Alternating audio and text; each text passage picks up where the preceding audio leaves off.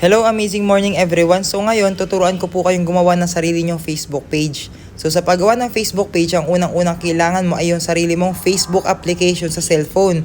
So ito, cellphone lang yung gagamitin natin. So ngayon, ang gagawin mo, punta ka dun sa Facebook na application mo. Click mo tong Facebook na application, tapos hintayin mo lang siyang mag-load. Ngayon, ang unang bubungad sa'yo dyan, etong home, yung pinaka-home ng Facebook mo. Ngayon, kapag nandito ka na sa home ng Facebook mo, punta ka dun sa may menu. Makikita mo yung menu. Tumingin ka sa baba, sa pinakakanan. So, sa pinakababa, sa pinakakanan, click mo yung menu. Pagka-click mo ng menu, may makikita ka dito yung pangalan mo, yung nasa may taas. Yung profile picture mo, tapos yung pangalan mo. Ngayon, dyan din sa linya na yan, makikita mo sa pinaka-right side, meron siyang drop-down arrow. Ang gagawin mo, click mo lang yung drop-down arrow. Pagka-click mo yung drop-down arrow, pindutin mo naman itong nasa ibaba, yung Create Facebook Profile. Pagka pindot mo ng Create Facebook Profile, piliin mo yung Professional. Pagka-click mo ng Professional, next mo lang. Tapos ngayon, create a new page. Okay, so create tayo ng new page. Ngayon, mag-isip ka ng page name mo. Depende kung anong gusto mong page name. Let's say, for example, ako, ang page name ko na lang, Amazing Barley by Josh Coronel. Ayan, Amazing Barley by Josh Coronel. Done. Tapos, next mo lang. Pagka next mo, ayan, tatanungin ka ng category. Ang piliin mo, health or beauty. So, create. Ngayon, hintayin mo lang siya mag-loading. Ayan, kapag nag-load siya, nandun na kagad tayo. Okay, so ngayon, lalagyan mo lang to ng bio. Lagyan mo ng contact details mo. Lagyan mo ng location mo. Lagyan mo ng zip code. Tapos, yun sa hours, kadalasan na nilalagay ko lang dyan, always open. Ngayon, ito depende sa location mo, depende sa contact address mo, tsaka sa bio na gusto mo. So, for example na lang, sa bio, lagay mo na lang, legit distributor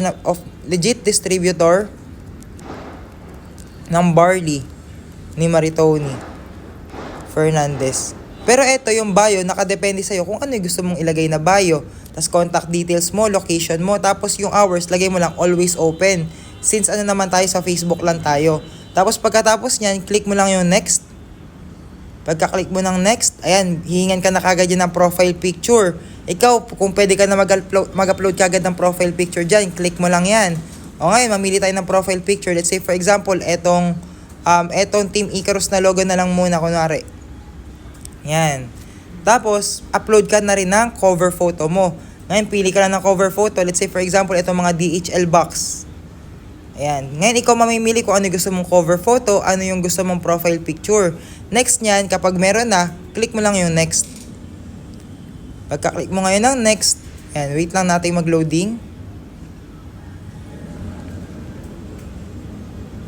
Yan, pagka-click mo ng next, i-ask ka na yan mag-send invite sa mga friends mo. So, for example, gusto mong i-select lahat ng Facebook friend mo, click mo lang tong nasa may kanan, sa baba ng search friends na tab.